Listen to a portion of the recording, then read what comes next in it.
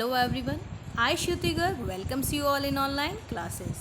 Today we are going to discuss about some MCQs of the chapter Consumer Equilibrium. So let's start.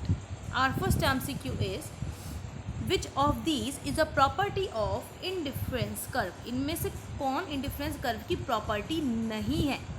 Kindly keep this in your mind. Read the question very clearly. Which of these is not a property of indifference curve? First, indifference curve slopes downward है. Indifference curve is concave to the origin. Two indifference curve cannot intersect each other. Higher IC represent higher the level of satisfaction. So अगर हम ध्यान दें तो इन question solve करने के लिए simply draw diagram of IC indifference curve. So indifference curve downward sloping होता है, सही. कॉनकेव होता है, नहीं. कॉनवैक्स होता है. Two indifference curve can not intersect each other, सही बात है, हम पहले पढ़ चुके हैं इसकी प्रॉपर्टी. और higher the IC higher the level satisfaction, ये भी बिल्कुल सही, यानी कि it's answer is D. Next is indifference curve are convex to the origin because of. Indifference curve convex to the origin क्यों होता है? Because of the principle of, इसका तो आंसर आपको बहुत ईजिली आता है, that is B, diminishing MRS. Clear? Diminishing MRS की वजह से IC कर्व कैसी होती है? कॉन्वेक्स टू दी ऑरिजिन होती है. The necessary condition under utility approach to attain consumer equilibrium in case of two commodity is. इसमें उन्होंने simply they are going to ask इनमें से ऐसी कौन सी कंडीशन है अगर आपको टू कमोडिटी केस में कंज्यूमर इक्विलिब्रियम अचीव करना है तो कौन सी कंडीशन को फुलफिल करना होगा. बिल्कुल सिंपल एंड डायरेक्ट क्वेश्चन है. It's answer is A, MUX upon PX is equal to MUY upon PY. Next, when we add up utility drive from consumption of all unit of the consumption we get, यानी कि हमें जितनी भी कोई unit हम consume कर रहे हैं हर कमोडिटी पर होने वाला सेटिस्फेक्शन अगर हम ऐड करते चले जाएं तो हमें क्या मिलता है? Total utility. Next, margin utility in terms of money. हमने इसका एक फॉर्मूला भी डिस्कस किया था. Margin utility in terms of money is equal to margin utility in terms of money is equal to A, margin utility in utils upon marginal utility of 1 rupee. I think it's clear. According to the law of diminishing marginal utility, satisfaction obtained from consumption of each successive unit.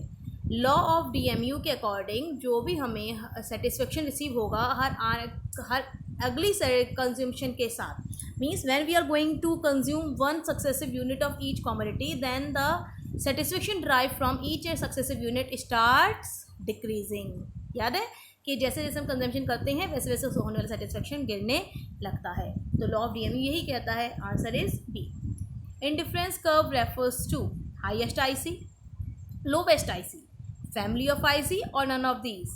Family of IC. Budget set includes all those combination of two goods which a consumer already possesses, जिसको वो already मतलब खरीद चुका है, वो combination जिसको consumer afford नहीं कर सकता, वो कॉम्बिनेशन जिसको कंज्यूमर खरीदना चाहता है, या वो कॉम्बिनेशन जिसको कंज्यूमर अफोर्ड कर सकता है. Normally student get confuse between C and D कि वो खरीदना चाहता है या खरीद सकता है. तो खरीदना चाहता है तो ऑब्वियसली ऐसा हो सकता है कि वो ये कॉम्बिनेशन अचीव करना चाहता हो लेकिन वो इसे खरीद नहीं सकता, तो इसलिए बजट सेट वही होता है जितना वो अफोर्ड कर सकता है. It's answer is D. Indifference curve are very easy, convex to the origin. Clear? Next, which of these is a condition for consumer equilibrium by IC analysis. अगर हम IC कर्व पढ़ें तो IC कर्व के according आपको consumer equilibrium कहाँ achieve होता है? Where? It's answer is सी.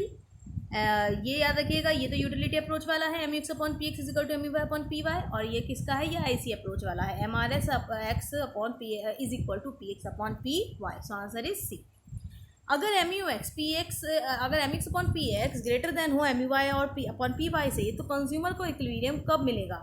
जब वो किसी एक कमोडिटी को खरीदना बंद कर देगा, या दोनों कमोडिटी को बराबर खरीदेगा, या X को ज़्यादा खरीदेगा, Y को कम खरीदेगा, या Y को ज़्यादा खरीदेगा और X को कम खरीदेगा. तो बिल्कुल टेंशन लेने की जरूरत नहीं है. हमने पढ़ा है कि अगर हमें सेटिस्फेक्शन X पे ज़्यादा मिलेगा और Y पे कम मिलेगा तो हम X की ज़्यादा कमोडिटी कंज्यूम करेंगे और Y की कम कमोडिटी कंज्यूम करेंगे. So answer is C. If the consumption of an additional unit of a commodity causes no change in TU, अगर आप एक एडिशनल यूनिट कंज्यूम करते हैं लेकिन TU में कोई चेंज नहीं आता है, तो जो MU होगा वो क्या होगा? MU इज़ ज़ीरो, क्योंकि वो पॉइंट होगा जब आपका TU मैक्सिमम होगा, और जब TU मैक्सिमम होता है तो MU क्या होता है? आपका जीरो होता है। An indifference curve is best described as a series of points which show, एक indifference map क्या शो करता है? Consumption of two goods which give the consumer same satisfaction, combination of two goods such that cost of each combination is equal to money income of the consumer, combination of the two goods which a consumer can afford given his income and prices of the market, या none of these। हम IC की बात कर रहे हैं। IC पहले point को पढ़कर लग रहा है कि ये IC की ही बात कर रहा है, सेकंड पॉइंट में वो लग रहा है कि उसने बजट लाइन की डेफिनेशन ऐड कर दी है, और तीसरी में वो लग रहा है कि वो कंज्यूमर इक्विलिब्रियम शो कर रहा है। तो आंसर इज ए ओनली, कि IC क्या दिखाती है कि जो दो कॉमोडिटी के बीच में कॉम्बिनेशन दिखाती है जहाँ पे लेवल ऑफ सेटिस्फेक्शन सबका बराबर है। TU is at the point of satiety, satiety कौन सा पॉइंट होता है? मैक्सिमम पॉइंट होता है, तो मतलब maximum saturation, point of saturation को जहाँ MU जीरो होती है उसे कहते हैं पॉइंट ऑफ सैटिटी। तो TU उस वक्त क्या होती है? मैक्सिमम होती है। MU of nth unit is calculated as, अगर हमें MU n यूनिट पे कैलकुलेट करनी है तो उसकी फॉर्मूला क्या होगा? उसका फॉर्मूला होगा D, MUn is equal to TUn minus TUn-1। हम MU निकालने के लिए क्या करते हैं? करंट TU को पुरानी TU से माइनस कर देते हैं।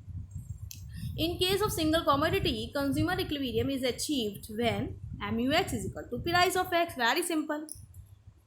Dash measure the slope of IC. IC के स्लोप को क्या रिप्रेजेंट करता है? IC के स्लोप किसको रिप्रेजेंट करता है? Marginal rate of substitution. Its answer is B. Next, in the following diagram of budget line, point D represent, point D क्या रिप्रेजेंट करता है? A, bundle which cost equal to money income of consumer, bundle which cost less than money income of consumer, bundle which cost greater than money income of consumer, या none of this। यानी कि वो bundle जो कि consumer की money income के बराबर है, वो बंडल जो कंज्यूमर की मनी इनकम से कम है, वो बंडल जो कंज्यूमर की मनी इनकम से ज़्यादा है, जिसकी कॉस्ट मनी इनकम से ज़्यादा है। नहीं, तो इस आंसर इज बी, कि वो बंडल है जिसकी जो वैल्यू है वो कंज्यूमर की मनी इनकम से कम है। Next, how is TU drive from MU। अगर हमें TU ड्राइव करनी है MU से तो कैसे ड्राइव हो सकती है? तो एक ऑप्शन दे रखा है TU is equal to summation of MU, second दे रखा है TU is equal to U1 plus U2 plus U3 up to UN, C both A and B, and the D is none of these. तो इसका answer है A, TU is equal to summation of MU। It's clear to you all now. Next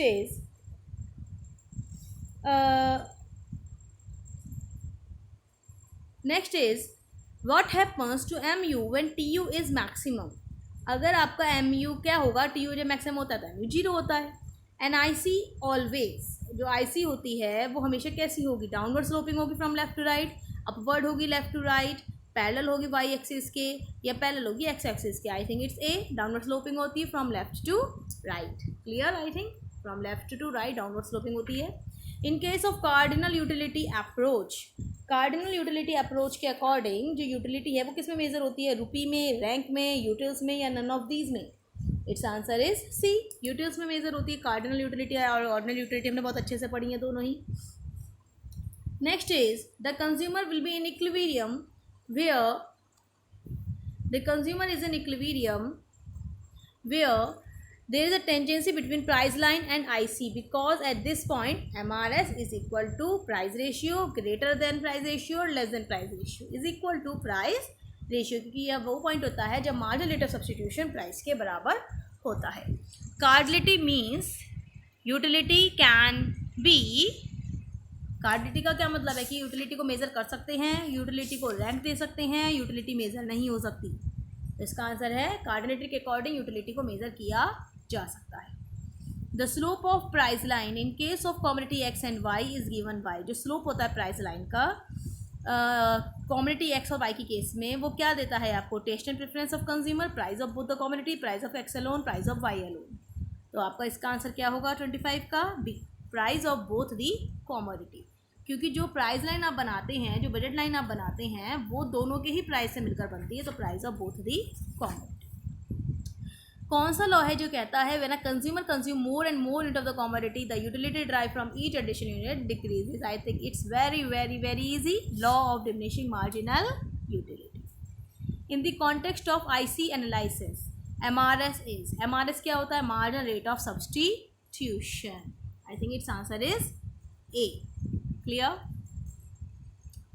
next is for consumer equilibrium to be stable the requirement is, अगर आप चाहते हैं consumer equilibrium stable रहे, बिल्कुल fix रहे, तो उसके लिए क्या रिक्वायरमेंट होगी? Constant MRS, increasing, diminishing and none of this.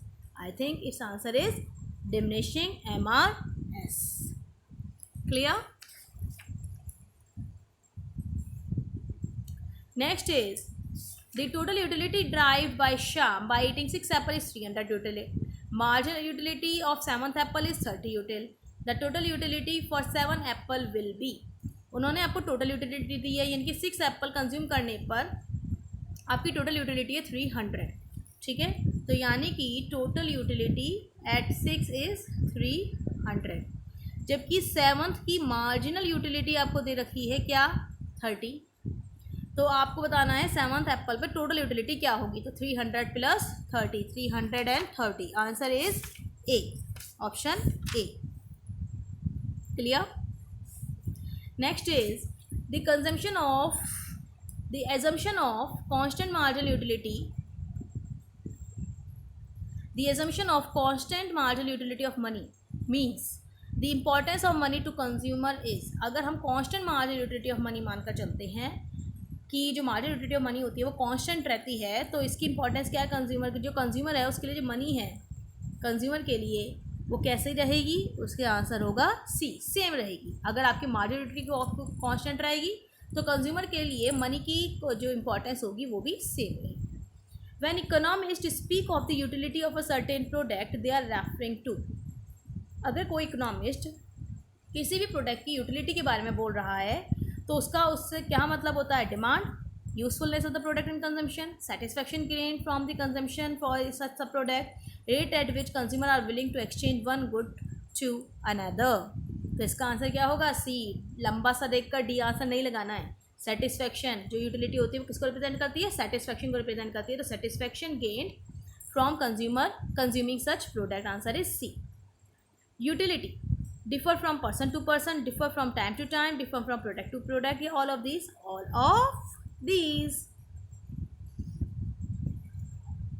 Clear?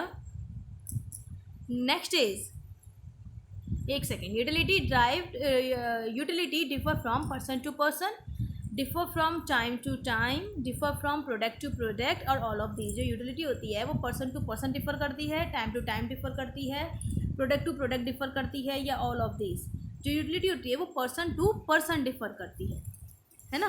कि जो यूटिलिटी है वो कैसे डिफर करेगी? पर्सन टू पर्सन डिफर करेगी, टाइम टू टाइम डिफर करेगी, टाइम टू टाइम भी डिफर कवर कर सकती है, और प्रोडक्ट टू प्रोडक्ट भी डिफर हो सकती है. तो इसका आंसर क्या होगा? All of this. A consumer is consuming consumption to commodity A and B is at equilibrium. The price of A and B are 10 and 20 respectively. MU of the product is 50. What will be the MU of product A? यानी कि ये consumer है वो consume कर रहा है दो commodity A and B, उसके जो प्रोडक्ट के प्राइस हैं A और B के 10 और 20 हैं. तो जो मार्जिनल यूटिलिटी है प्रोडक्ट B की वो तो दे रखी है आपको 50. तो मार्जिनल यूटिलिटी A की क्या होगी? It's very simple. Formula is MUX upon PX is equal to MUY upon PY. तो MUX आपको पता है, यानी कि MUX मान लीजिए MUA है, और MUY को मान लीजिए MUB है. तो आपको पता है, सिंपली आपको फॉर्मूले पुट करके वैल्यू निकाल लेनी है. Next is the law of diminishing marginal utility will not hold good if income of the consumer. जो लॉ ऑफ DMU है वो सही नहीं माना जाता है अगर किसी इनकम की पर्सन की जो इनकम है वो इंक्रीज़ हो रही हो, डिक्रीज़ हो रही हो, कांस्टेंट हो, या A और B. तो उसका आंसर हो जाएगा आपका D. क्योंकि जो लॉ ऑफ DMU है, लॉ ऑफ DMU पर्सन की इनकम पर डिपेंड भी करता है. भाई आप कितनी यूनिट खरीद सकते हो. क्लियर। अगर आपकी इनकम इंक्रीज हो रही है तो आप उसका कंजम्पशन कम कर दोगे और उससे होने वाला सेटिस्फेक्शन बढ़ने लगेगा, और अगर आपकी इनकम ज़्यादा है तो आप ज़्यादा कंज्यूम करोगे तो उससे होने वाला सेटिस्फेक्शन कम होने लगेगा। तो यानी कि अब लॉ ऑफ DMU तभी अप्लीकेबल है जब आपकी जो इनकम है वो कांस्टेंट रहे। अगर लगातार इंक्रीज या डिक्रीज होती है या स्टेबल नहीं है तो उस केस में DMU का लॉ एप्लीकेबल नहीं हो पाता। Next is as per ordinal approach measurement of utility is not possible through money. Measurement of utility is possible but it cannot be ranked. Measurement of utility is not possible card number but it can be ranked. या none of these. Answer is C. MU हमेशा positive रहती है, negative रहती है, positive भी हो सकती है, नेगेटिव भी हो सकती है, लेकिन जीरो नहीं हो सकती। पॉजिटिव, नेगेटिव और जीरो हो सकती है। तो हमने पढ़ा है कि MU हमारी पॉजिटिव भी रही है, नेगेटिव भी रही है और जीरो भी रही है। Answer is D. Next is Molly derives total utility of 10 utils after having 4 mangoes and total utility of consuming 5 mangoes is 9. What is her marginal utility for the 5 mango? यानी कि उसने कहा है टोटल यूटिलिटी, यानी कि 10 utils का satisfaction मिलता है जब वो 4 मैंगो परचेज करती है। तो यानी कि क्वांटिटी हो गई 4 और टोटल यूटिलिटी हो गई 10। 5 मैंगोज पर टोटल यूटिलिटी हो गई उसकी 9। तो फिफ्थ मैंगो पर उसकी टोटल यूटिलिटी क्या होगी? -1। क्लियर? आई थिंक कम हो गई ना, इसलिए। After reaching the point of satiety consumption of additional unit of the commodity cost TU falls and MU increases. Both TU and MU increases. TU falls and MU falls and becomes negative. TU becomes negative and MU falls. Point of satiety के बाद अगर हम consumption करते हैं additional unit का तो उससे क्या होगा? TU गिरेगी, MU इंक्रीज होगी? नहीं, TU और MU दोनों इंक्रीज होंगी? गलत। TU गिरेगी, MU गिरेगी और नेगेटिव भी होगी। TU नेगेटिव होगी और MU गिरेगी? नहीं। तो इसका आंसर क्या हो गया? CU, कि TU तो फॉल होनी शुरू हो जाती है पॉइंट ऑफ सैटिटी के बाद और MU जीरो होकर और नेगेटिव आपकी हो जाती है, गिरती रहती है। According to one of the assumption of law of DMU there should be dash between the, मतलब अगर आप लॉ ऑफ DMU अप्लाई होता है जब आप पहली यूनिट और दूसरी यूनिट के बीच में इक्वल टाइम गैप रखेंगे, नो टाइम गैप रखेंगे, इक्वल लॉन्ग टाइम गैप रखेंगे, एनी ऑफ दीज। यानी कि अगर आप एक चीज़ के संग दूसरी चीज़ तो नो टाइम गैप आपका होना चाहिए, क्योंकि ये हम पहले भी डिस्कस कर चुके हैं कि अगर माना आपने एक फ़ोन आज लिया, आपको बड़ा सेटिस्फेक्शन मिला, और दूसरा फ़ोन आप फिर 10 साल बाद लेंगे तो आपको सेटिस्फेक्शन ज़्यादा ही मिलेगा, कम नहीं मिलने का है। लेकिन अगर आप जो फ़ोन है, आपके मोबाइल फ़ोन हर महीने चेंज कर रहे हैं, हर 6-7 महीने बाद चेंज कर देते हैं, तो उसकी वजह से जो मोबाइल फ़ोन है उससे होने वाला सेटिस्फेक्शन गिरेगा। तो इसलिए उन्होंने कहा no time gap. Budget line shows, budget line क्या शो करती है? Possible combination of two goods that a consumer can buy spending his entire income at the given price. Possible combination of two goods which cost less than or equal to consumer money income. Possible combination of two goods among which consumer is indifferent, या all of these. Its answer is A, कि ये दो goods के बीच में वो combination दिखाती है जब अपनी इनकम सारी खर्च करने के बाद कोई कंज्यूमर किसी बजट को खरीद सकता है या इतनी चीज़ें खरीद सकता है। Next is MUX of X is 20, MUY of Y is 30, price of Y is 9 and then the price of X will be at equilibrium will be। बहुत ईजी है। MUX upon PX is equal to MUY upon PY का formula लगाएंगे और price of X को determine कर लेंगे। Next is the further the IC is from the origin then the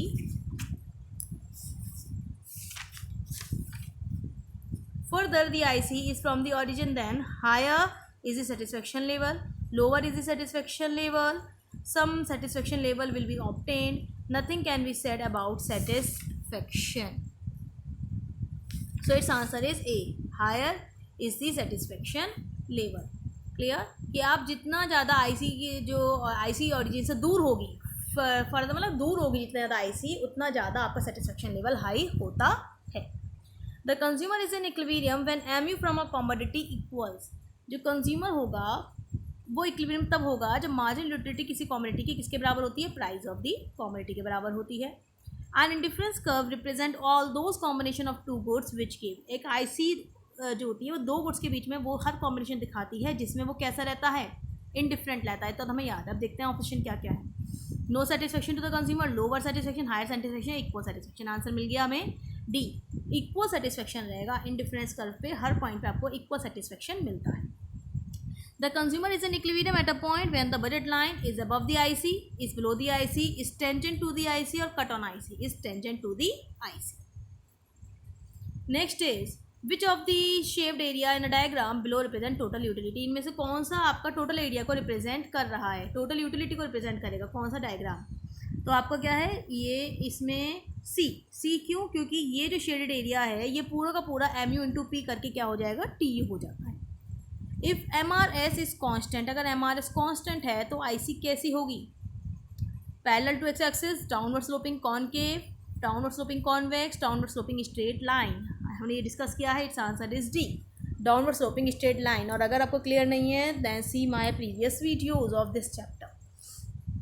if MRS is increasing throughout the IC will be, अगर MRS increasing हो रही है तो कैसी होगी? अगर आपकी MRS इंक्रीजिंग हो रही है तो IC आपकी होगी कैसी, downward sloping concave. A consumer consume only 2 goods. If price of 1 good falls, then IC. अगर कंज्यूमर 2 गुड कंज्यूम कर रहा है और प्राइस 1 गुड के गिर जाते हैं तो जो IC होगी वो कैसी होगी? Shift upward, shift downward, can shift both upward and downward, does not shift. IC does not shift, IC shift नहीं करेगी. क्लियर? IC शिफ्ट नहीं करेगी क्योंकि उससे बजट लाइन इफेक्ट होती है, जबकि IC तो कह रही है कि आप ये बंडल खरीद लीजिए आपको सेटिस्फेक्शन मिलेगा. Clear?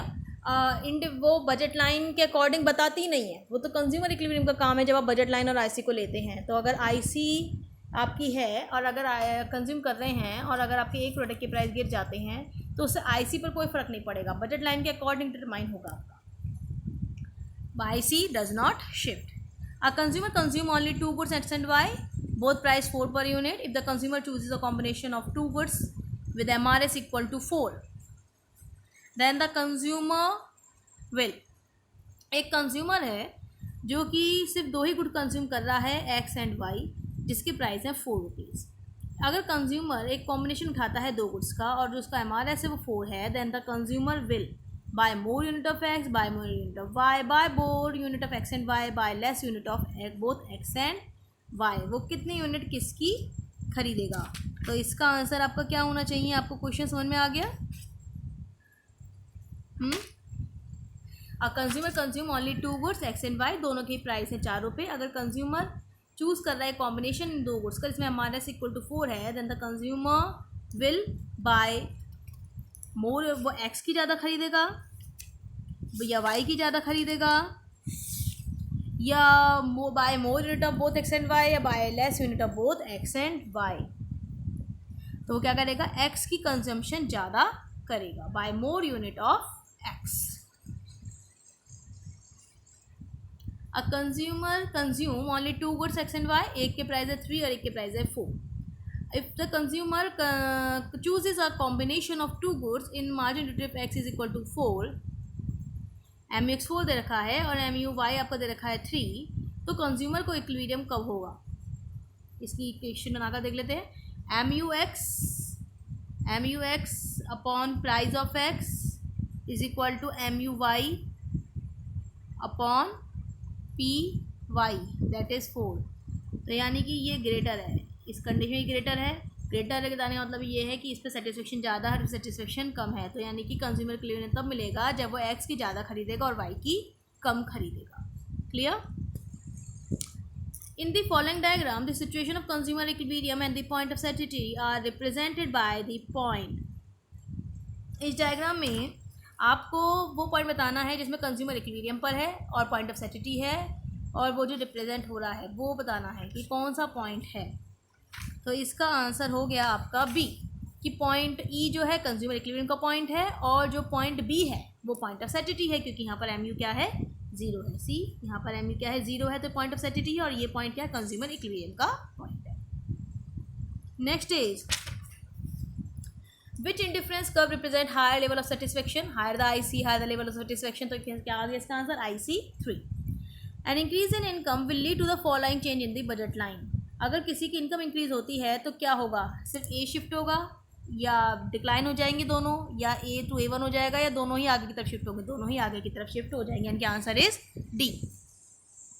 Next is the rotation of budget line in the following diagram is due to, अगर आप बजट लाइन क्यों हो रही है शिफ्ट, एप्पल के प्राइस डिक्रीज हो रहे होंगे तब हो सकता है, अगर एप्पल के प्राइस इंक्रीज़ हो रहे होंगे तब नहीं होगा, तो अगर इंक्रीज़ होंगे तो कम हो जाएगा, अब लोग कम खरीदेंगे। बनाना के प्राइस इंक्रीज़ हो रहे हैं, नहीं बनाना के तो कोई चेंज आ ही नहीं रहा है, बी तो वहीं की वहीं है। बनाना के प्राइस डिक्रीज़ हो रहे हैं, नहीं बनाना कोई चीज़ नहीं है, यानी कि इसका आंसर हो गया A. M U is the utility from first unit of a commodity consumed, the utility from the last unit consumed, total utility divided by number of units consumed, या ऑलवेज पॉजिटिव। एम यू क्या होती है कि जो utility आपको पहली unit पे consume हुई है, या जो यूटिलिटी लास्ट यूनिट पे कंज्यूम हुई है, या total utility divided by the number of unit consume, T U upon Q की बात कर रहा है ये, या ऑलवेज पॉजिटिव। तो इसका आंसर क्या है, सी। टी यू क्या है, सम ऑफ एम यू है, फर्स्ट यूनिट की मल्टीप्लाई नंबर ऑफ यूनिट्स कर दीजिए, ऑलवेज इंक्रीजिंग रहती है, या लास्ट यूनिट की मल्टीप्लाई नंबर ऑफ कंज्यूमशन से कर दीजिए, नहीं तो हमने पढ़ा है total of M U is equal to T U होता है। इसका आंसर क्या होगा, T U is equal to summation of M U. Which of the following can be referred to as a point of satiety, कौन सा है, M U negative होगा, M U zero होगा, टी यू राइजिंग होगी, या T U falling होगी, M U zero होगा। Point of satiety again, a point of satiety M U क्या होता है, ज़ीरो होता है। A consumer consume only two good if price of one good falls, the I C, अगर consumer consume दो कर रहा है और प्राइस एक के गिर जाते हैं तो I C does not shift. हमने रिपीटेड क्वेश्चन है जो पीछे आ चुका है एक बार। Slope of I C is measured by, जो स्लोप होगा आई सी का वो कैसे मेज़र किया जाता है, slope of I C is measured by marginal rate of substitution. Clear. Next is M U X, Y दे रखा है 20, M U 60, price of Y 4 दे रखे हैं, तो प्राइस ऑफ एक्स इक्विलिब्रियम पर क्या होंगे, अगेन फॉर्मूला अप्लाई करिए, M U X upon P X is equal to M U Y upon P Y, आपका क्या निकल जाएगा, प्राइस ऑफ एक्स निकल कर आ जाएगा। Market rate of exchange also denote, जो मार्केट रेट ऑफ एक्सचेंज होता है वो क्या डिनोट करता है, market rate of exchange denotes slope of budget line, क्योंकि जो मार्केट रेट होगा किसी प्रोडक्ट का वो किसके डिपेंड करेगा कि मार्केट में कोई भी चीज़ एक्सचेंज हो रही है किस रेट पर हो रही है, किसके, इससे क्या डिटरमाइन होगा, आपका बजट डिटरमाइन होगा, यानी कि स्लोप ऑफ बजट लाइन आपको डिनोट करती है। क्लियर, कि मार्केट रेट ऑफ एक्सचेंज मतलब कि कोई भी गुड कितने रुपए के अंदर खरीदी या बेची जाएगी, ठीक है, या फिर मार्केट वैल्यू क्या है किसी भी प्राइस की या किसी भी कॉमोडिटी की। तो मार्केट रेट ऑफ एक्सचेंज को हम कैसे डिनोट कर सकते हैं, स्लोप ऑफ बजट लाइन को मार्केट रेट ऑफ एक्सचेंज भी कहा जाता है। When mu is 0, tu is maximum. So I think this all enough for you, and if you like the video please subscribe my channel, click on the like button, share as much as possible, and click on bell icon to for the future updates. Thank you for watching the video.